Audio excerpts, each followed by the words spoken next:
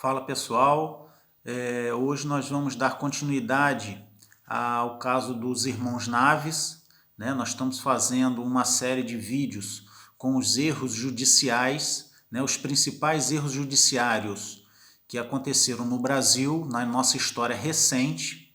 Apesar desses erros não ocorrerem somente no Brasil, quer dizer, erros judiciais ocorrem em toda a história da humanidade, em todos os lugares, em todos os países, em todos os momentos da história, há casos, relatos de casos em que ocorreram erros judiciários, ou comumente podemos chamar de casos de injustiça mesmo, né? Comprovados, porque as pessoas ou ficaram presas ou foram condenadas indevidamente, e isso está relatado em documentos.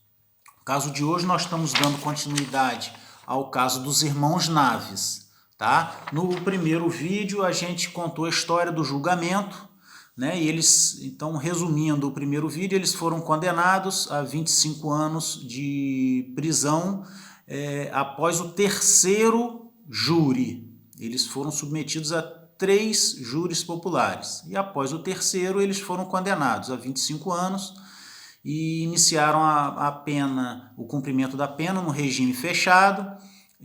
O advogado conseguiu reduzir a pena de 25 para 16 anos e eles cumpriram a pena de 8 anos e conseguiram um benefício, né? Eles conseguiram a progressão do regime e conseguiram sair. Um dos irmãos Naves, logo assim que saiu da cadeia, por ele já ter adquirido uma doença dentro do cárcere, ele não resistiu e logo morreu. E o outro irmão começou a iniciar as buscas, né, para provar a inocência dele. E depois de alguns anos, ele recebeu uma notícia que mudou a história desse julgamento, porque eles já até então já tinham passado 8 anos na cadeia, mais 5 anos de processos entre indas e vindas de júri, aquela situação toda, e então já era dito como um caso encerrado, né? Ele não tinha mais que estar procurando remexer esses fatos. Ocorre que ele teve a notícia de que o primo dele, o qual gerou a prisão dos irmãos dele e do irmão dele, o primo estava vivo. E ele, sem acreditar, quis ir lá conferir. Mas só que como ele estava em benefício de progressão do regime, naquela condicional, né, a liberdade condicional, ele teve que pedir autorização ao juiz para poder se ausentar da comarca, porque quando você sai em algum benefício de progressão do regime de pena, você tem uma série de requisitos que você tem que cumprir. Se você não cumprir aqueles requisitos, você perde os benefícios da sua progressão de pena. Aí você regride de regime. Então você volta para um regime mais severo, né? Enfim, o juiz aconselhou a ele largar isso de mão, porque ele já estava livre, ele não tinha mais problema com a justiça, não tinha por que ele estar correndo atrás disso. Mas ele queria provar a inocência dele, porque ele sabia, né, que ele era inocente. Ele contactou com o advogado dele convenceu o delegado a realizar essa diligência. Então, eles contrataram um motorista de táxi que levou o advogado e o delegado para fazer essa diligência na cidade de Nova Ponte. Nova Ponte fica aproximadamente uns 120 quilômetros de distância da cidade de Araguari. Chegaram lá na fazenda do pai e o pai confirmou que o menino estava vivo, né? O primo dos irmãos Naves estava vivo. Descobriram onde é que ele estava na casa de um outro cunhado lá nessa cidade, e quando eles o encontraram, o irmão dos Naves, né, abraçou, ficou muito satisfeito. Não, você tem que voltar para Araguari para todo mundo ver que nós somos inocentes, que a gente foi preso injustamente. Enfim, Quando botaram o primo no carro, trouxeram para Araguari. Quando o primo chegou em Araguari, foi um alvoroço, porque a população quis linchar o primo. E ele acabou tendo que ficar preso, resguardado na cadeia, porque senão a população estava arriscado linchá-lo. O delegado foi tomar o depoimento dele, desse primo. Aí ele contou que ele foi assaltado naquela época e que os assaltantes roubaram o dinheiro da safra de arroz dele e ele ficou com vergonha de não poder pagar os irmãos, então ele saiu da cidade, foi embora e ficou vagando de cidade entre cidade, segundo ele, até juntar um dinheiro para poder voltar e pagar. E ele estava retornando, voltou para Nova Ponte, para a fazenda do pai. Segundo ele, ele queria pagar os irmãos, aquilo que ele devia. Ele disse que não sabia que os irmãos haviam sido condenados, que estavam sofrendo essa acusação pela morte dele, né?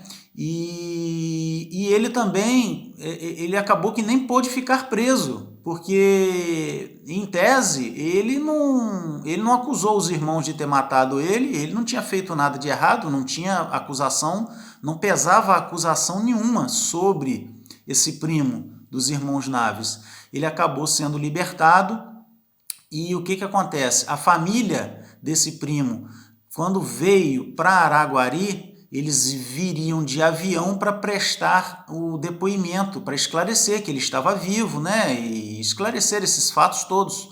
A família inteira foi chamada para comparecer em Araguari. Houve um acidente aéreo e esse acidente matou a família inteira desse primo dos irmãos Naves. O único que não sobreviveu, o único que sobreviveu foi o primo, que era o objeto da condenação dos irmãos Naves. Foi o objeto de todo o sofrimento, das torturas e da prisão dos irmãos Naves. Os irmãos Naves conseguiram uma indenização na justiça para compensar os danos morais, né, que eles sofreram, só que essa indenização só saiu em 1960. O caso aconteceu em 1938. A indenização só saiu em 1960. O único irmão que sobrou, ele morreu em 64. Então, quer dizer, ele praticamente não usufruiu da indenização que ele recebeu. O advogado deles, o Dr. Alami, morreu em 93. Ele escreveu um livro, né, sobre esse caso. Esse caso, como eu falei, também foi objeto de filme. O filme saiu em 67, foi um sucesso na época, né? E foi objeto também de programas investigativos aí de televisão. Se você procurar, você vai obter mais informações. Mas enfim, o nosso comentário aqui é sobre o que pode ocorrer quando acontece uma injustiça. Os irmãos Naves, eles sofreram tudo o que eles não mereciam ter sofrido. Então, o que a gente vem falando nesses casos é porque uma justiça de verdade, ela não pode cometer esse tipo de erro. E pelo que a gente está analisando, existem vários exemplos de casos e casos de injustiça. A gente vai estar tratando isso, vai estar trazendo à tona para a gente analisar, a gente avaliar e fazer esses comentários, porque a justiça de verdade não pode cometer esse tipo de erro. Tá certo, pessoal? Então hoje nós vamos encerrando por aqui. Nós tratamos aqui o caso dos irmãos Naves, tá? Que foi um dos principais casos de erro aqui da justiça brasileira. Nós vamos trazer eventualmente algum caso que aconteceu fora do país, tá? De outros lugares, para a gente exemplificar, mas a gente vai se concentrar um pouco mais aqui na nossa justiça, mas eventualmente a gente vai trazer outros tipos de casos também. Nesse momento, então, a gente está encerrando o vídeo. Um abraço, obrigado pela audiência, até a próxima, se Deus quiser.